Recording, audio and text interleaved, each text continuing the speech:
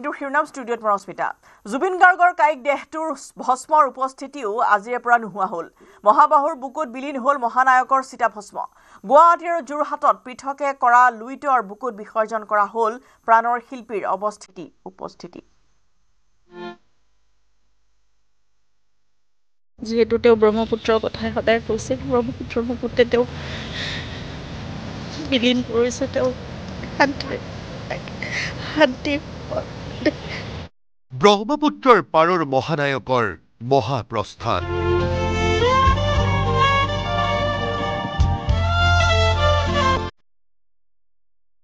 বুঢ়া লুইতৰ ভৰা বুকুত বিলীন পৃথিৱীৰ সন্তান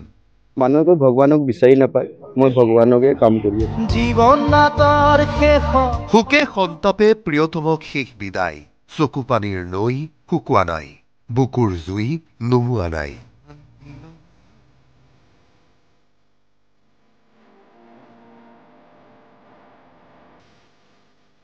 ঘটনাৰ ৪০টা দিন উপৰি গ'ল বিদেশত জুবিন গাৰ্গৰ ৰহস্যজনক মৃত্যুৰ চকুপোৱা ঘালৈ বেদনা বুকুৰে ন্যায়ৰ ক্ষণ গণিছে সংবেদনশীল অসমীয়াই এই সকলোবোৰৰ মাজতে দিন বাৰ নক্ষত্ৰৰ বিচাৰ কৰি ব্ৰহ্মপুত্ৰৰ বুকুত বিদায় দিয়া হ'ল জুবিন গাৰ্গৰ দেহটোৰ ভস্মৰ অন্তিম উপস্থিতি প্ৰাণতো অধিক প্ৰিয়তমৰ শেষ বিদায় জনাবলৈ এইদৰে আহিল জুবিন পত্নী গৰিমা নচলে দুভৰি নিথৰ কাতৰ ব্ৰহ্মপুত্ৰৰ পাৰত এইদৰেই সাজু কৰা আছিল চিতাভস্ম সংগ্ৰহ কৰা ঘট শেষবাৰৰ বাবে চিতাভস্মৰ প্ৰতি সেৱা জনাই হিয়া ঠাকুৰী কান্দিলে জুবিন পত্নী গৰিমাই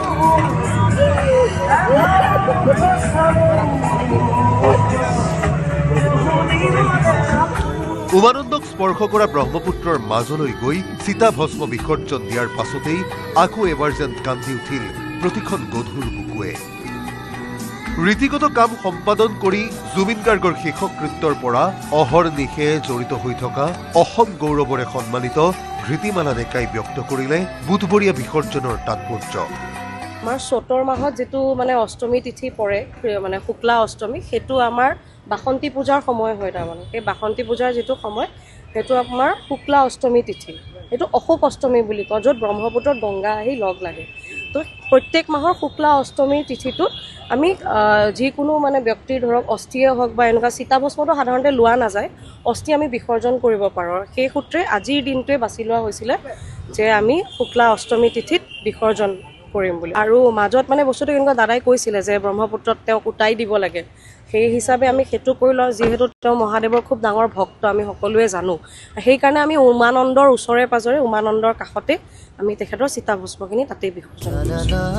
জীৱন্ত জুবিনে একাধিকবাৰ কৈছিল মৃত্যু হলে দেহাটো উটাই দিব লাগে ব্ৰহ্মপুত্ৰ প্ৰিয়তমৰ কথাটো কিদৰে অমান্য কৰে প্ৰিয়তমাই থুকাথুকি মাতেৰে গৰিমাই ক'লে তেওঁ শান্তিৰে থাকিব লাগে তেওঁ শান্তি পাওক যিহেতু তেওঁ ব্ৰহ্মপুত্ৰৰ কথাই সদায় কৈছিল ব্ৰহ্মপুত্ৰৰ বুকুতে তেওঁ বিলীন কৰিছে তেওঁ শান্তি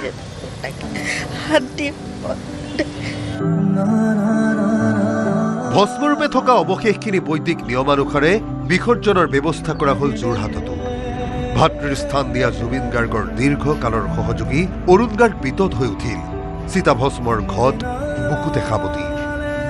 জাহাজেৰে ব্ৰহ্মপুত্ৰৰ মাজলৈ গৈ শুক্লা অষ্টমীৰ পবিত্ৰ তিথিত ৰীতি মানি নৈৰ প্ৰেমিক জুবিন গাৰ্গৰ চিতাভস্ম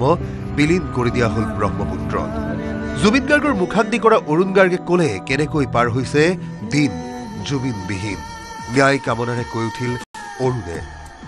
ইমান দিন কিয় লাগিল আজি 40টা দিন মোৰ দাদাৰ ন্যায় কিয় পোৱা নাই এতিয়ালৈকে আৰু কিমান দিন লাগিব আৰু চৰকাৰখনক এটাই অনুৰোধ কৰোঁ যে মোৰ দাদাৰ অতি সোনকালে ন্যায় লাগে মোৰ বৌ সদায় কান্দি আছে বৌ ৰাতি শুব নোৱাৰে বৌ কান্দিয়ে থাকে গোটা ৰাতি দিন মোৰ দাদা বুলি নহয় মোৰ চব আছিল জুবিন গাৰ্গ আৰু নাই এই তিক্ত সত্যৰ সন্মুখীন হৈ চকুবোৰ সেমেকিয়ে আছে বুকুবোৰ ভৰিয়ে আছে বিৰহ বেদনাৰে জাতিৰ মাত এটা হৈ জাতিৰ চিন্তনৰ বাট এটা হৈ মানুহজন গুচি যোৱাৰ পৰৰে পৰা সকলো উকা মঙলবাৰে মাজনিশা যেন সামাজিক মাধ্যমত তাকেই ক'লে গৰিমাই সকলোতে মাথো শূন্য ব্ৰহ্মপুত্ৰৰ বুকুত চিতাভস্ম বিসৰ্জন দি আহি বেদনা বুকুৰে আকৌ এবাৰ সামাজিক মাধ্যমত আবেদন কৰিলে জুবিন পত্নী গৰিমাই এদিন লগ হম আকৌ সোনকালে জন্মান্তৰৰ কথা পাতিম নতুন কাহিনী লিখিম তোমাৰ আৰু মোৰ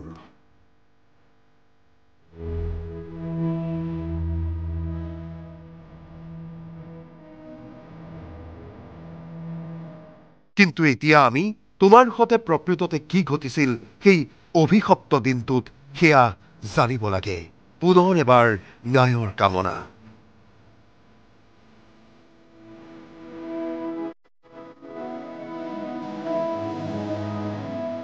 যোৰহাটৰ পৰা গৌতম বৰাৰ সহযোগত গুৱাহাটীৰ পৰা বলেন Bhattacharya report news 18 Assam north east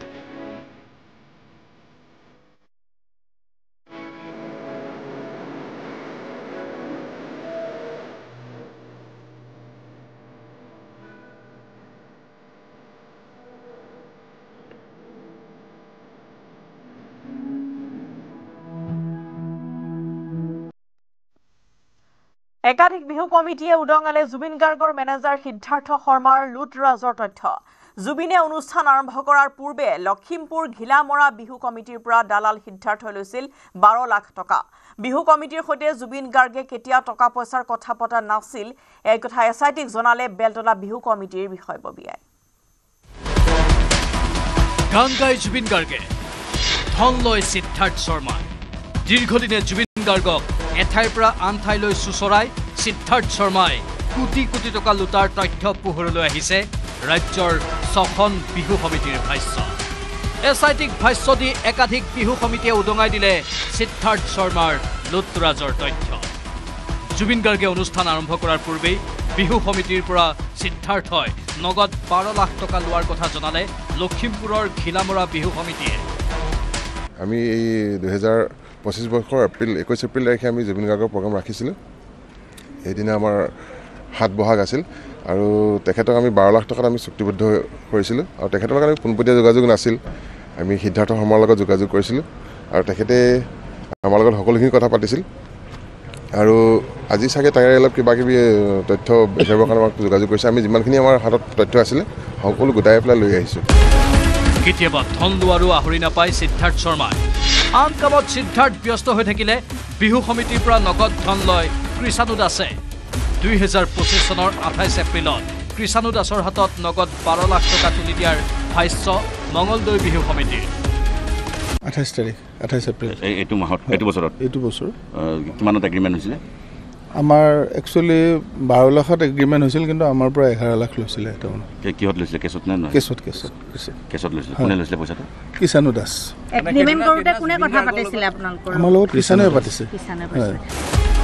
Bihu সমিতিৰ সৈতে কাহানিও টকা পইচাৰ কথা পতা নাছিল জুবিন গাৰ্গে লেনদেনৰ সকলো কথা পাতিছিল সিদ্ধাৰ্থ শৰ্মা নামৰ দালালটোৱে এছআইটিক এই কথা জনালে বেলতলা বিহু সমিতিৰ বিষয়ববীয়াই দিও আমি মানুহ হিচাপে কিবা দিওঁ তুমি সেনেকৈ কোনো সেইটো কোনে দিলে পইচা সিদ্ধাৰ্থৰ কেছ দিয়ে নেকি সিদ্ধাৰ্থ আমি ইহৰ পৰা দিওঁ বেংকৰ পৰা দিওঁ মানে জুবিন গাৰ্গে গম পায় নে সিদ্ধাৰ্থক কিমান টকা দিছিল কিমানখিনি নেকি আমি নাজানো কাৰণ জুবিনৰ লগত টকা পইচাৰ যিহেতু ৰিলেশ্যন নাই সেইটো জুবিনেও নকয় সঞ্জয় দা কি পইচা পাতিৰ কথা আজিলৈকে পাতাও নাই নাপাতেও এগ্ৰিমেণ্ট টাইপ কিবা হয় যদি না আমাৰ এগ্ৰিমেণ্ট নহয় আমাৰ লগত আজাৰা বিহু সমিতিৰো একেই কথা প্ৰতি বছৰে বিহুত জুবিন গাৰ্গে অনুষ্ঠান পৰিৱেশন কৰাৰ পূৰ্বে সমিতিৰ বিষয়ববীয়াই নগদ ধন আদায় দিছিল সিদ্ধাৰ্থ শৰ্মা আমাৰতো আমি লাষ্ট আগৰ যোৱাবাৰটো মাতা নাই 2024 চনত 8.5 লাখ টকাত আমি মাতিছিলোঁ কোনে লৈছিল পইচাটো পইচাটো আমাৰ সিদ্ধাৰ্থই লয় কেছত এতিয়াতো যিবিলাক দেখিছোঁ তেনেকুৱাই লাগিছে কিন্তু আগতেতো আমি গম পোৱা নাছিলোঁ আগতে তেখেতৰ লগতে এগ্ৰিমেণ্ট হয় সিদ্ধাৰ্থৰ লগত তেখেতে কথা পাতে গোলাঘাটত আয়োজন কৰা AJYCPৰ কেন্দ্ৰীয় অধিৱেশনত জুবিন গাৰ্গে গীত গোৱাৰ বিনিময়ত সিদ্ধাৰ্থ শৰ্মাক দিব লগা হৈছিল নগদ 9 লাখ টকা সিদ্ধাৰ্থৰ লগত আমি মৌখিকভাৱে কথা পাতি মানে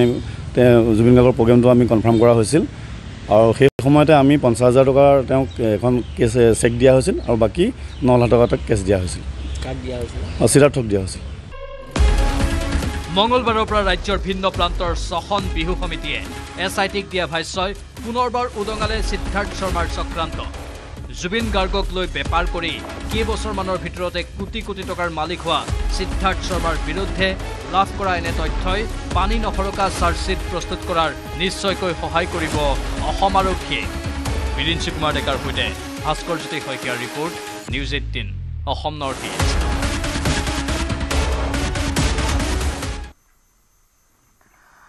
আৰু ইতিমধ্যে আমি জনাইছো যে আইনী সাহায্য বিচাৰি টাকুৰি ঘূৰা দি ঘূৰিছে শ্যামকানু মহন্তৰ পত্নীয়ে। সাংবাদিকক দেখি পলায়ন কৰিছে শেখৰজ্যোতি গোস্বামীৰ পত্নীয়ে। ফিটা হিমৰা শ্যামকানুৰ হৈ গুৱাহাটীৰ উকালিটি কৰিবলৈ ওলোৱা নাই এজনো অধিবক্তা। একেই দশা হৈছে সিদ্ধাৰ্থ শৰ্মা, শেখৰজ্যোতি গোস্বামী, অমৃত প্ৰভা মহন্ত আৰু সন্দীপন গাৰ্গৰো। কাল কুঠৰিত শ্যামকানু মহন্ত আইনী সাহায্য বিচাৰি টাকুৰি ঘূৰা দি ঘূৰিছে পত্নী। স্বামী দেৱতাৰ বাবে আইনী সাহায্য বিচাৰি আহি আদালতত লটি ঘটি শ্যামকানু মহন্ত আৰু শেখৰজ্যোতি গোস্বামীৰ পত্নীৰ। সাংবাদিক দেখি চোৰৰ দৰে পলাব লগা হ'ল শেখৰজ্যোতি গোস্বামীৰ পত্নীয়ে। কিন্তু ইমানৰ পাছতো ভেম নকমিল সিদ্ধাৰ্থ শৰ্মাৰ তলা নলা বিচাৰি SITয়ে জেৰা কৰা প্ৰতীক্ষা দাস নামৰ ৰহস্যময়ী যুৱতীগৰাকীৰ। সময় ভেদে কামো বেলেগ হৈছে শ্যামকানু মহন্তৰ পত্নীৰ। CIDৰ লকআপত স্বামী দেৱতা বন্দী হৈ থাকোঁতে কানি কাপোৰ কঢ়িয়াইছিল অনিতা ডেকা মহন্তই। লকআপলৈ আনিছিল তুলসীৰ ঠানি। কিতাপৰ মাজত সুমুৱাই আনিছিল বিপদনাশিনী মন্ত্ৰ। পাছে সেই মন্ত্ৰয়ো উদ্ধাৰ কৰিব নোৱাৰিলে মহন্ত পৰিয়ালক। 15 অক্টোবৰত দপদপাই জ্বলি উঠা জুইৰ মাজেৰে আৰক্ষীয়ে নিক্ষেপ কৰি অহা বাক্সা জিলা কাৰাগাৰতে আছে শ্যামকানু মহন্ত। ইতিমধ্যে জুবিন গাৰ্গৰ ৰহস্যজনক মৃত্যুৰ গোচৰত দুবাৰকৈ শুনানি হৈছে শ্যামকানুৰ। দুয়োবাৰে শ্যামকানু বাহিনীৰ হৈ শুনানিত অংশ নললে কোনো এজনো অধিবক্তাই। বিদেশত পলাই থাকোঁতে দিল্লীৰ নামী দামী অধিবক্তাৰ হতুৱাই উচ্চতম ন্যায়ালয়ত আবেদন জনাই ফিতাহি মৰা শ্যামকানুৰ হৈ গুৱাহাটীত উকালতি কৰিবলৈ ওলোৱা নাই এজনো অধিবক্তা। একেই দশা হৈছে সিদ্ধাৰ্থ শৰ্মা, শেখৰজ্যোতি গোস্বামী, অমৃত প্ৰভা মহন্ত আৰু সন্দীপন গাৰ্গৰ। অধিবক্তা নথকাৰ বাবে জামিন আবেদন জনাব পৰা নাই 5 অভিযুক্তৰ পৰিয়ালে। সেইবাবেই আইনী সাহায্য বিচাৰি আদালতত চেকুৰি ফুৰিব লগা হৈছে শ্যামকানু মহন্তৰ পত্নী অনিতা ডেকা মহন্তই। লগত আহিছে শেখৰজ্যোতি গোস্বামীৰ পত্নী আৰু সিদ্ধাৰ্থ শৰ্মাৰ গোচৰত SITয়ে জেৰা চলোৱা প্ৰতীক্ষা দাস। এই তিনিগৰাকী যুৱতী মহিলাৰ আৰ্জিয়ে কিমান কামত দিয়ে সেয়া ওলাই পৰিব 11 নৱেম্বৰৰ পৰৱৰ্তী শুনানিত। বিৰিঞ্চি কুমাৰ ডেকাৰ report, news 18 Assam north east. Zubeen ক্ষেত্ৰৰ নিৰ্মাণ কমিটিৰ দ্বিতীয়খন বৈঠক ইতিমধ্যে সম্পন্ন হৈছে। কলাক্ষেত্ৰত অনুষ্ঠিত বৈঠকত উপস্থিত থাকে গৰিমা গাৰ্গ সহ সকলো সদস্য। জুবিন ক্ষেত্ৰত কি কি থাকিব সেই সন্দৰ্ভত কৰা হৈ আলোচনা। শীঘ্ৰে জুবিন ক্ষেত্ৰ পৰ্যবেক্ষণ কৰিব কমিটিয়ে। জুবিন ক্ষেত্ৰৰ নিৰ্মাণক লৈ ইতিমধ্যে শ্যামন্ত গৌতমে দিছে প্ৰেজেণ্টেশ্যন। আৰু জুবিন ক্ষেত্ৰত সুৰাপান কৰি একাংশই কৰা উদ্বোধনী সন্দৰ্ভতো উদ্বিগ্নতা প্ৰকাশ কৰিছে জুবিন পত্নীয়ে। জুবিন ক্ষেত্ৰত মদ্যপান, পকেটমাৰ এনেবোৰ হ'ব নালাগে বুলি মন্তব্য কৰিলে গৰিমা গাৰ্গে। যিটো মাটিৰ হিচাপটো আমি এতিয়ালৈকে ভালকৈ পোৱা নাই, সেইখিনি কথা মানে ঠিক কৰি ল'ব লাগিব।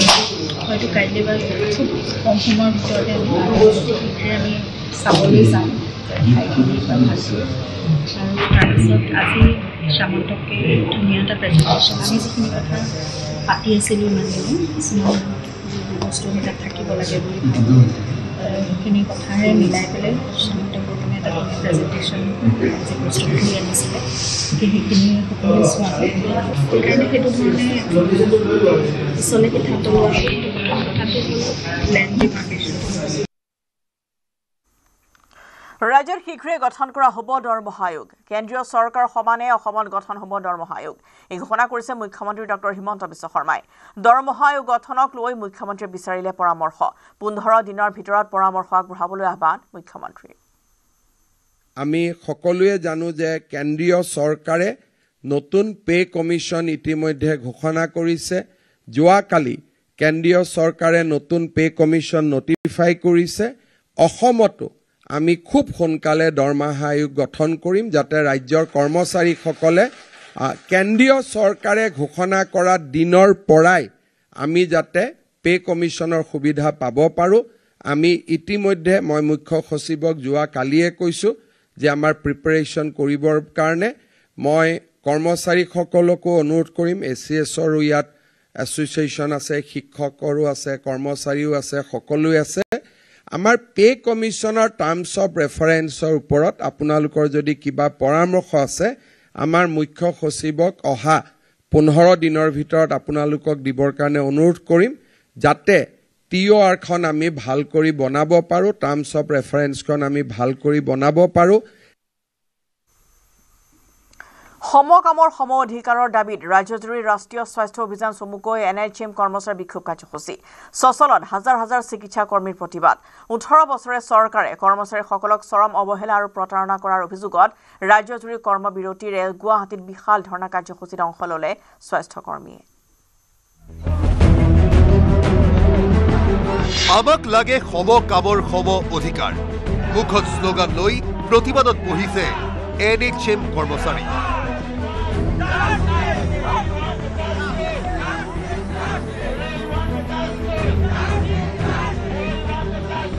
আজি অসুখী ৰাজ্যৰ স্বাস্থ্য কৰ্মচাৰী 18 বছৰে চৰকাৰে প্ৰতাৰণা কৰাৰ অভিযোগ সমানে কাম কৰা কৰ্মচাৰীক সমান দৰমহা দিয়াৰ দাবীত বুধবাৰে এইদৰে মহানগৰীৰ চচলত ধৰ্মঘটত বহিল হাজাৰ হাজাৰ স্বাস্থ্যকৰ্মী ৰাজ্যজুৰি কৰ্মবিৰতিৰে গুৱাহাটীত বিশাল ধৰ্ণা কাৰ্যসূচীত অংশ ল'লে এইসকল স্বাস্থ্যকৰ্মীয়ে স্বাস্থ্য বিভাগৰ দৰে এটা জৰুৰীকালীন বিভাগত দীৰ্ঘ সময় দিয়াৰ পাছতো চৰকাৰ এখনে 18 বছৰে চৰম অৱহেলা আৰু প্ৰতাৰণা কিদৰে কৰিব পাৰে চৰকাৰক প্ৰশ্ন ৰাষ্ট্ৰীয় স্বাস্থ্য অভিযান কৰ্মচাৰী সন্থাৰ 2006 চনৰ পৰা আমি কৰি আছো আজি প্ৰায় 20 বছৰ হ'বলৈ হ'ল গতিকে তেওঁলোকে আমাক দিম বুলি কৈ আছে সেই আমি যিখিনি আমাৰ ন্যায্য সেইখিনি আমাক পাব লাগে মানে সমকামৰ সম অধিকাৰ আমাক দিব লাগে আমি মানে আন কৰ্মচাৰীসকলৰ দৰে আমাক সমহাৰত দৰমহা দিব লাগে আৰু যি 7 পে বা 8 পে আহি আছে সেইটো আমাক দিব লাগে বাকি সকলোৰ লগত একেলগে মিলাই আমাক ৰেগুলাৰেশ্যন কৰিব লাগে আমাৰ এইটোৱে দাবী চৰকাৰৰ প্ৰতাৰণাত আৰু ভুল নাযাও এয়া আমাৰ শৰাইঘাটৰ শেষৰণ বুলি ধৰি লওক চৰকাৰে এই প্ৰতিবাদৰ পাছতো যদি মাননি বৃদ্ধি নহয় তেতিয়াহ'লে ইয়াতকৈ আন্দোলন তীব্ৰ কৰাৰ হুংকাৰ প্ৰতিবাদকাৰী আমি NHMৰ মানুহখিনিক সদায় প্ৰতাৰণা কৰিছে মাহিয়াই চকুৰে চাইছে সেই গতিকে আমি আজি NHM সকলো কৰ্মচাৰী একত্ৰিত হৈ ৰাজপথলৈ ওলাই আহিছো আৰু এই আন্দোলনে আমি ভাবো চৰকাৰে শেষ ৰণ হিচাপে লওক শৰাইঘাটৰ শেষ ৰণ বুলি আমি ঘোষণা কৰিছো যদি আমাৰ এই আজিৰ ধৰ্ণাস্থলীৰ পৰা চৰকাৰে যিটো বাৰ্তা যাব লাগে নেযায় তেতিয়াহ'লে আমি চৰকাৰে আমাৰ ওপৰত যদি কোনো বিহিত ব্যৱস্থা নলয় আমাৰ মাননি বৃদ্ধি নকৰে equal pay for equal work আমাক নিদিয়ে তেন্তে আমি ইয়াতকৈ বৃহত্তৰ আন্দোলনৰ কাৰ্যসূচী ঘোষণা কৰিম 2016 চনৰ প্ৰথম কেবিনেটত NHM কৰ্মচাৰীক স্থায়ী কৰা হ'ব বুলি কোৱা চৰকাৰে আজি পৰ্যন্ত প্ৰতিশ্ৰুতি পূৰণ নকৰিলে কিয় দেশত অষ্টম দৰমহা আয়োগ প্ৰয়োগ হোৱাৰ সময়ছোৱাত NHM কৰ্মচাৰীয়ে আজিও সপ্তম দৰমহা আয়োগ বিচাৰিব লগা হৈছে কিয় এই প্ৰশ্নৰ উত্তৰ বিচাৰি আজি প্ৰতিজন কৰ্মচাৰীয়ে হাবাথুৰি খাইছে কিন্তু নাই কোনো সদুত্তৰ NHM কৰ্মচাৰীৰ ক্ষেত্ৰত কিয় ইমান বৈষম্য এই প্ৰশ্ন তুলি এইবাৰ সকলো জাগিছে প্ৰাপ্য আদায় নোহোৱালৈকে সংগ্ৰাম অব্যাহত ৰখাৰ হুংকাৰ হাজাৰ হাজাৰ স্বাস্থ্যকৰ্মীৰ প্ৰতিবাদস্থলীৰ পৰা Dipankar Das report news 18 Assam north east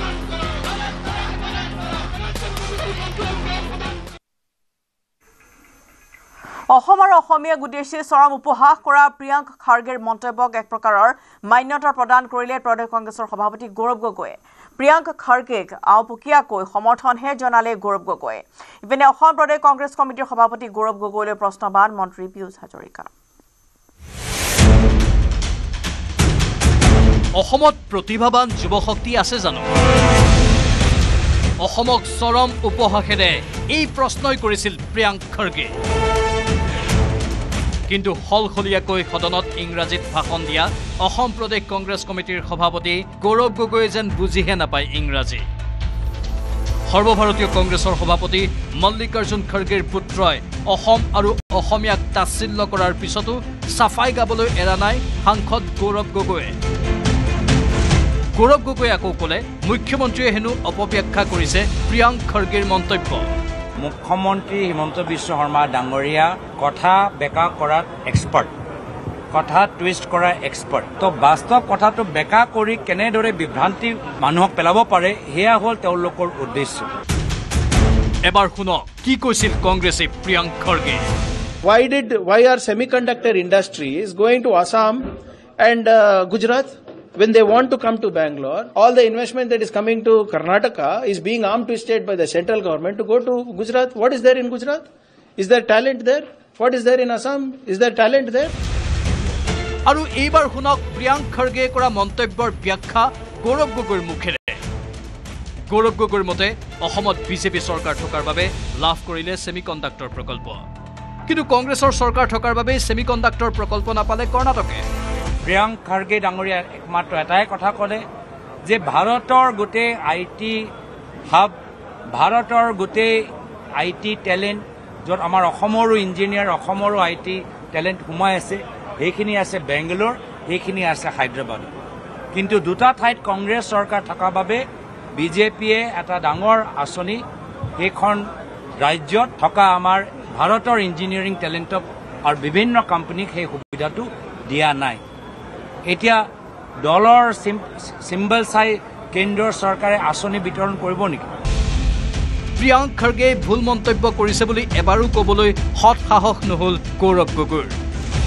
ইপিনে সামাজিক মাধ্যম যোগে সাংসদ গৌৰৱ গগৈক তীক্ষ্ণ বাক্যবান মন্ত্ৰী পীযুষ হাজৰিকাৰ প্ৰিয়াংক খৰ্গেৰ মন্তব্য হুবহুভাৱে তুলি ধৰি গৌৰৱ গগৈক পীযুষ হাজৰিকাৰ প্ৰশ্ন মাননীয় শ্ৰী গৌৰৱ গগৈ ডাঙৰীয়া কংগ্ৰেছ নেতৃত্বই যে অসমক বাৰে বাৰে অপমান কৰি আহিছে সেই কথাটো আপুনি কিয় মানি নলয় আপুনি শিক্ষিত ইংৰাজী ভাষাত ইমান দখল থকা এগৰাকী ব্যক্তি আপুনি এইখিনি শুনিও বুজি নাপালেনে যে আপোনাৰ দলৰ নেতাই পোনপটীয়াভাৱে অসমত ক'ত মেধাসম্পন্ন ব্যক্তি আছে বুলি প্ৰশ্ন কৰিছে অসমীয়া যুৱক যুৱতীৰ দক্ষতা সন্দৰ্ভত বিদ্বেষমূলক ভাষ্য প্ৰদান কৰিছে আপুনি খৰ্গে ডাঙৰীয়াক সমৰ্থন কৰিবলৈ গৈ চালেবেৰে কুবোৱা বেলেগ কথাহে ক'লে দেখোন ৰাজনৈতিক স্বাৰ্থ সিদ্ধিৰ বাবে আপুনি নিজ মাতৃভূমিক কোনোবাই অপমান কৰিলে মাতৃভূমিৰ মান সন্মান জলাঞ্জলি দিবলৈও সাজু আছে নেকি গৌৰৱ গগৈলৈ প্ৰশ্নবান পীযুষ হাজৰিকাৰ বিজেপি বিধায়ক সুশান্ত বৰগোহাঁয়েও ব্যক্ত কৰিলে প্ৰতিক্ৰিয়া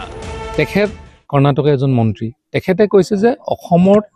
সেমিকণ্ডাক্টৰ ইণ্ডাষ্ট্ৰিটো দিব নালাগিছিলে কাৰণ অসমত টেলেণ্ট নাই টেলেণ্ট মানে অসমত তেনেধৰণৰ কাম কৰা কোনো পৰিৱেশৰ ল'ৰা ছোৱালী নাই কিন্তু আপোনালোকে যদি চাই এই অঞ্চলৰে আমাৰ দেৱজিৎ চাংমাই আজি বম্বে নিচিনা ফিল্ম ইণ্ডাষ্ট্ৰিত আজি একদম টপ পাৰফৰ্মাৰ এজন আছে সাউণ্ড ইঞ্জিনিয়াৰ আমাৰ হাজাৰৰ সংখ্যাত সফটৱেৰ ইঞ্জিনিয়াৰ আৰু ইঞ্জিনিয়াৰ বেংগলোৰৰ বিভিন্ন ফাৰ্মত কাম কৰি আছে এতিয়া প্ৰশ্ন হ'ল খৰ্গে পৰিয়ালে অসম আৰু অসমীয়াক অপমান কৰি যাব আৰু সেই অপমানক চকুমুদি সমৰ্থন কৰি যোৱাটোৱেই চৰিত্ৰ নেকি অসম কংগ্ৰেছৰ বিচাৰ কৰিব অসমৰ ৰাইজে শিৱসাগৰৰ পৰা প্ৰদীপ গগৈ আৰু গুৱাহাটীৰ পৰা হীৰকজ্যোতি মালাকাৰৰ সহযোগত news desk news 18 Assam north east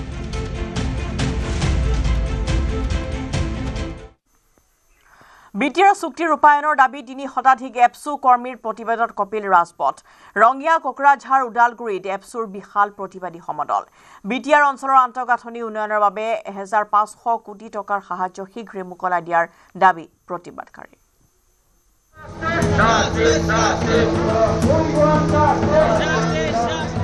চৰকাৰৰ বিৰুদ্ধে এপছুৰ বিশাল প্ৰতিবাদী সমদল শীঘ্ৰে বিটিআৰ চুক্তি ৰূপায়ণৰ দাবী প্ৰতিবাদকাৰীৰ শ্লোগানত কপিল ৰাজপথ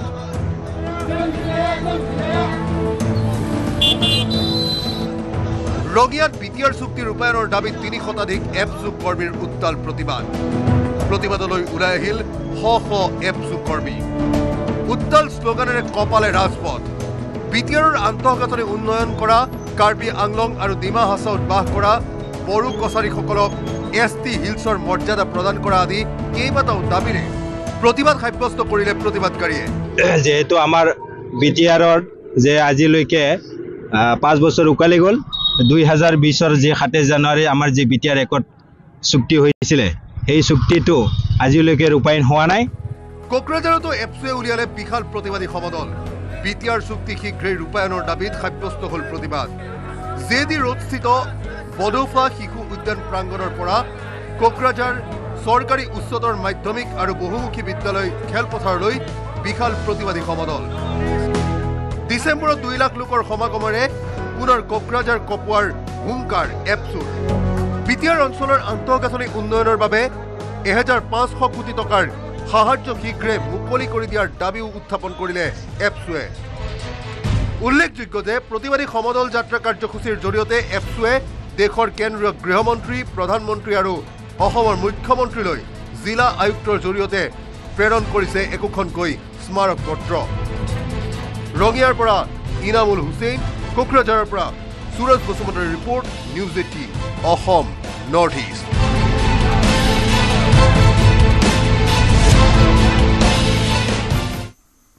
কংগ্ৰেছৰ সভাত বাংলাদেশৰ জাতীয় সংগীত পৰিবেশন হলেও আপত্তি নাই প্ৰদেশ কংগ্ৰেছ কমিটিৰ সভাপতি গৌৰৱ গগৈৰ শ্ৰীভূমিত কংগ্ৰেছৰ সভাত এজন কৰ্মীয়ে পৰিবেশন কৰিছিল বাংলাদেশৰ জাতীয় সংগীত এফালে কংগ্ৰেছৰ এই কাৰ্যৰ বিৰুদ্ধে সৰব হ'ব বিজেপি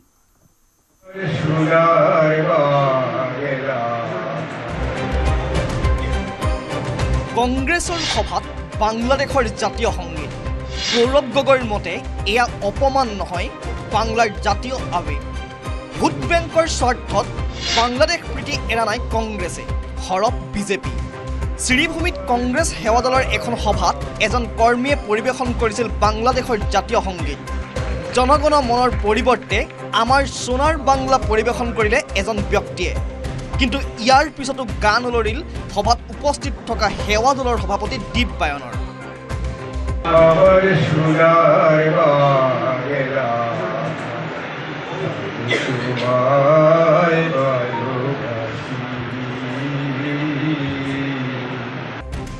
আৰু বুধবাৰে এই সন্দৰ্ভত কোনো আপত্তি নথকাৰ দৰে প্ৰতিক্ৰিয়া ব্যক্ত কৰিলে অসম প্ৰদেশ কংগ্ৰেছ কমিটিৰ সভাপতি গৌৰৱ গগৈয়ে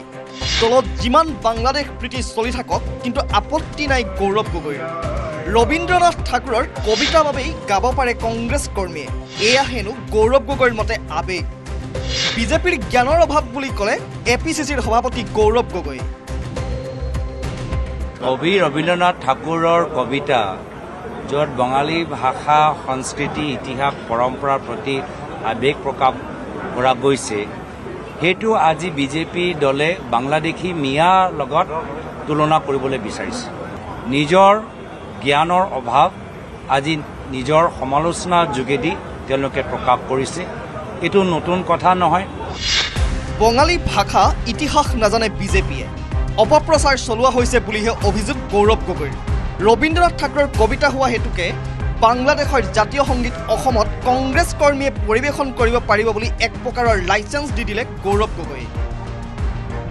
বাংলাদেশ কেতিয়া হ'ল আৰু কবি ৰবীন্দ্ৰনাথ ঠাকুৰে এই কবিতাটো কেতিয়া লিখিলে এইটো পঢ়িলেই গম পায় আৰু বাংলাদেশী মিয়াৰ পক্ষত কেতিয়াবা কবি ৰবীন্দ্ৰনাথ ঠাকুৰে কবিতা লিখিছিল নেকি গান লিখিছিল নেকি তো সেইটোৱে যে তেওঁলোকে বঙালী ভাষা বঙালী ইতিহাস আগতেও বুজি পোৱা নাই আৰু এতিয়াও তেওঁলোকে ভুল এতিয়া তেওঁলোকে টুইষ্ট কৰি আছে এটা ভুল অভিযোগ দাঙি ধৰিবলৈ আৰম্ভ কৰিছে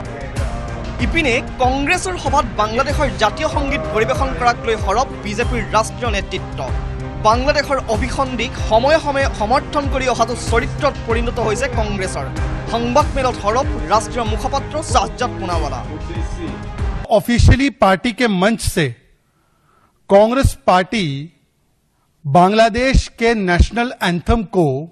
गाकर अपना समर्थन प्रकट करती है उसी देश का एंथम गा रहे हैं जिसने अभी अभी किस प्रकार से भारत के नॉर्थ ईस्ट खास करके असम को भारत से अलग करने का खंड खंड करने का टुकड़े टुकड़े करने का अभी एक प्रोवोकेटिव जेस्चर भी किया है শেহতীয়াকৈ বাংলাদেশৰ ভাৰত তথা অসম বিৰোধী ভয়ংকৰ ষড়যন্ত্ৰ ফাদিল হৈছে একে সময়তে কংগ্ৰেছৰ সভাত পৰিবেশন হৈছে বাংলাদেশৰ জাতীয় সংগীত ইয়াৰ পিছতো জাতীয় সংগীত পৰিবেশনৰ কাৰ্যক সমৰ্থন কৰি গৌৰৱ গগৈ দিয়া ভাষ্য কিমান গ্ৰহণযোগ্য এয়া বিচাৰ কৰিব অসমৰ ৰাইজে হিৰক মালাকৰৰ সহযোগত news desk report news 18 Assam north east cabinet বৈঠকৰ সিদ্ধান্ত সদৰি কৰিছে মুখ্যমন্ত্ৰী হিমন্ত বিশ্ব শৰ্মাই দিছপুৰৰ লোকসেৱা ভৱনৰ পৰা এইখিনি মুহূৰ্তত আমি আগবঢ়াইছো পোনপটীয়া সম্প্ৰচাৰ দলটো হ'ল গুৱাহাটীৰ বেতকুচি হাইস্কুলৰ সুব্ৰত কাপ হৈছে ভাৰতৰ এখন 15 বছৰৰ তলৰ আৰু 17 বছৰৰ অনুৰ্ধৰ জুনিয়ৰ গাৰ্লছ এটা টুৰ্ণামেণ্ট আৰু ইয়াৰে যিটো 64th সংস্কৰণ 17 বছৰৰ অনুৰ্ধ জুনিয়ৰ ছোৱালী শাখাত গুৱাহাটীৰ বেতকুচি হাইস্কুলৰ টীমটো বিজয়ী হৈছিল। নতুন দিল্লীৰ আম্বেদকাৰ ষ্টেডিয়ামত এই খেল অনুষ্ঠিত হৈছিল। অসমৰ দলটোৱে ছত্তীশগড়, লাক্ষাদ্বীপ, গোৱা, কেৰালা আদি ৰাজ্যৰ দলক পৰাজিত কৰিবলৈ সক্ষম হৈছিল। চূড়ান্ত খেলত অসমৰ বেতকুচি হাইস্কুলৰ দলটোৱে পশ্চিম বংগৰ নন্দজাৰ আদিবাসী পাচিলি হাইস্কুলৰ দলটোক 3-1 গলৰ ব্যৱধানত পৰাজিত কৰি চেম্পিয়ন হয়। অসমৰ মেৰী মেচ হাত দাঙিব মেৰী মেচ শ্ৰেষ্ঠ খেলুৱৈৰ সন্মান বঁটা লাভ কৰে আৰু ফুৰচাং লামাই হাত দাঙিব শ্ৰেষ্ঠ গলৰক্ষকৰ পুৰস্কাৰ লাভ কৰে। আজি আমি এখেতসকলক গাইগুটীয়াকৈ 50,000 টকাৰ এটা অনুদানেৰে সম্বৰ্ধনা জনাবলৈ ইয়ালৈ মাতিছোঁ। মই আমাৰ মন্ত্ৰীসকলক ৰিকুৱেষ্ট কৰিম সকলো একেলগে আমি এটা গ্ৰুপ ফটো ল'ম।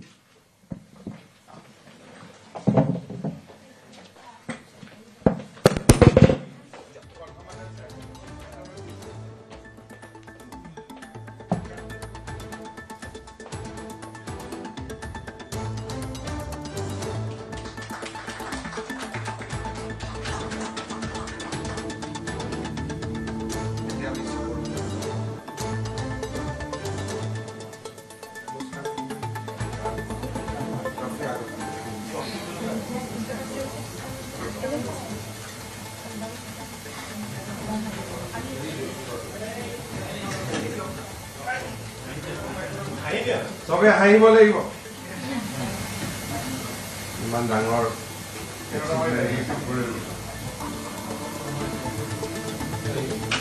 অসমত ফাৰ্ষ্ট টাইম। থেংক ইউ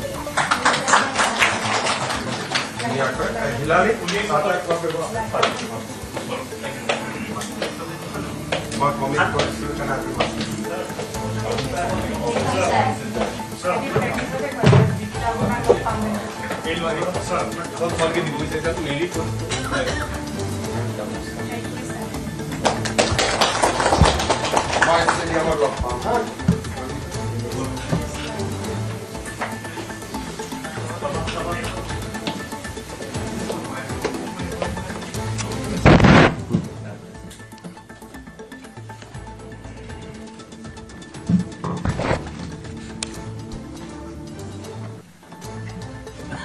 সাংবাদিক বন্ধু বান্ধৱীসকল,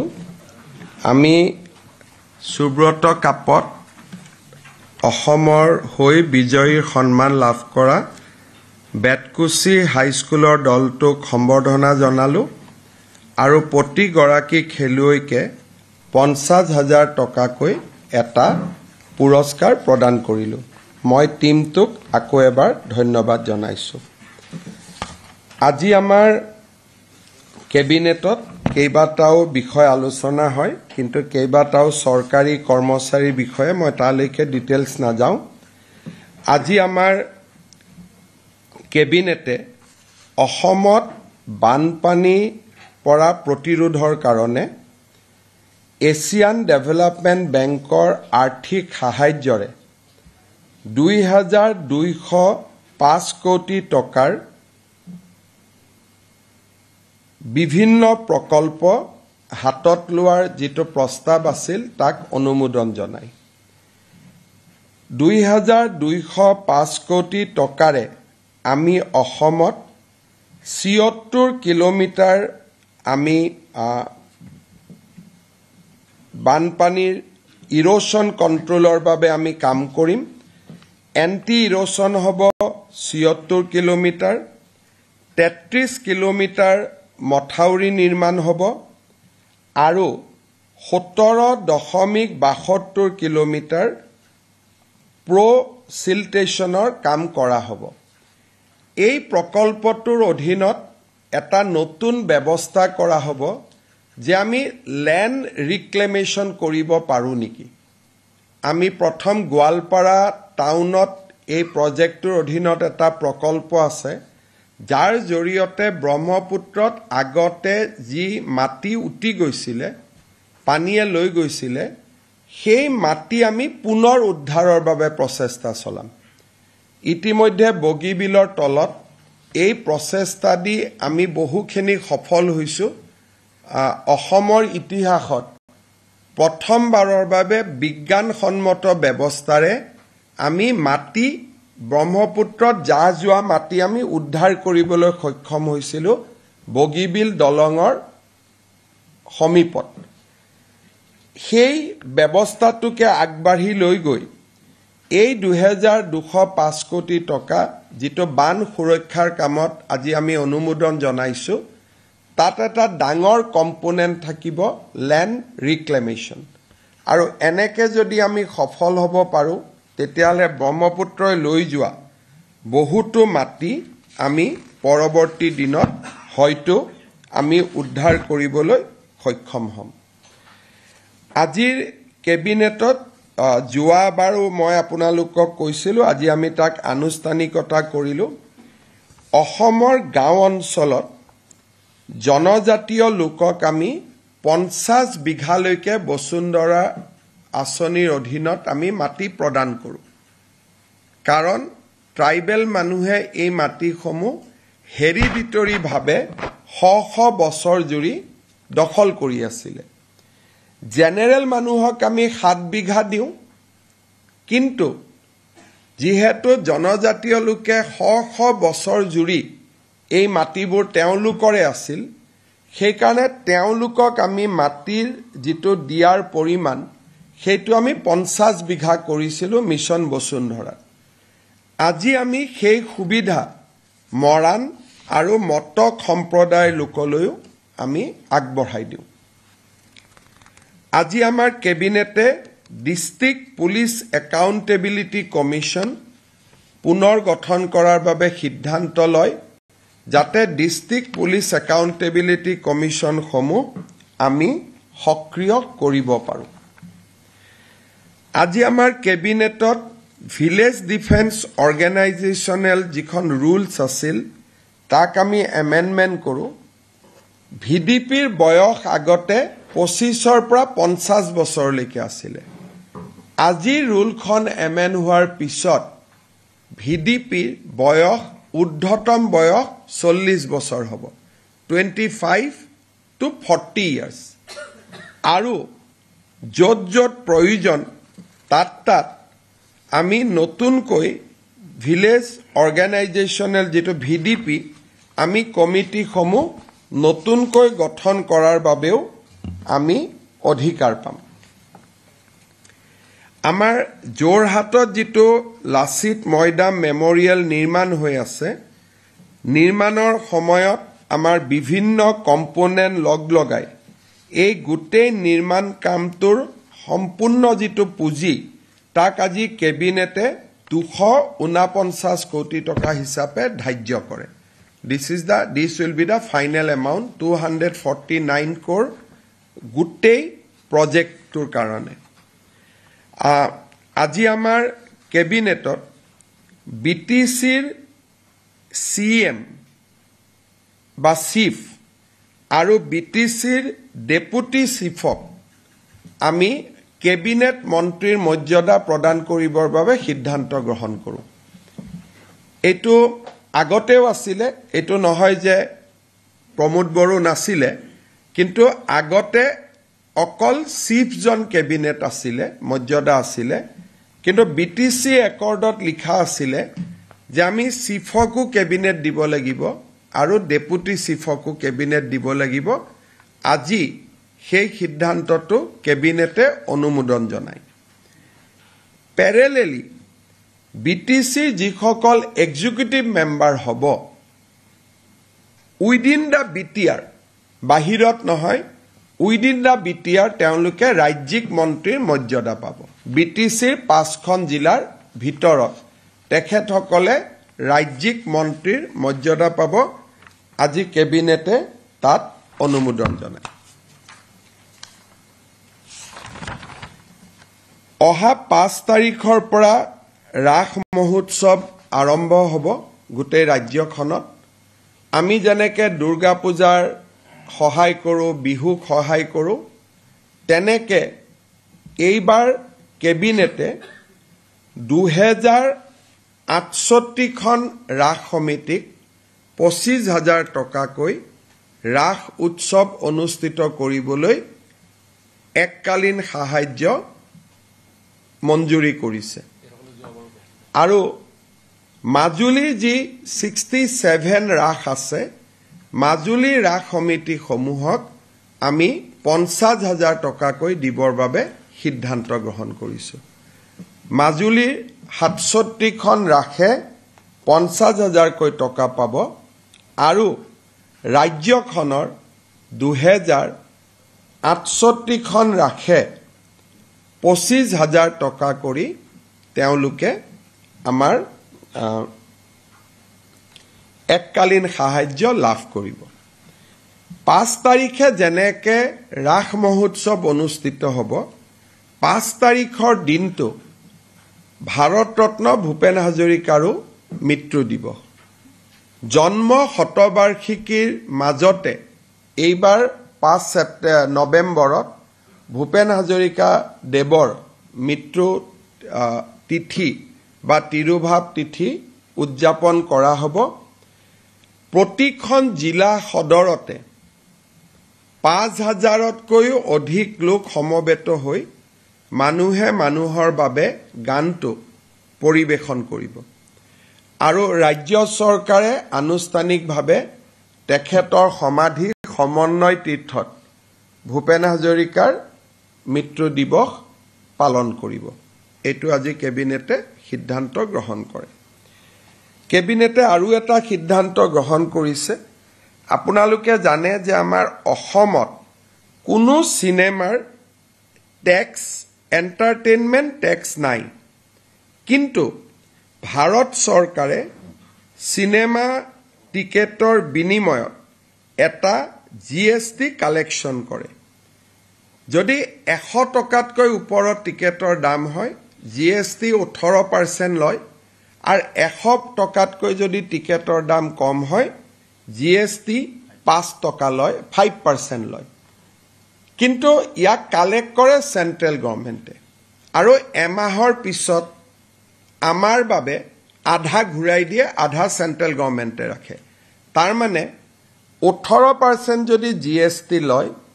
তাৰ 9% ৰাজ্য চৰকাৰে পায় 5% যদি জিএসটি লয় তাৰ 2% ৰাজ্য চৰকাৰে লাভ কৰে আমাৰ শিল্পী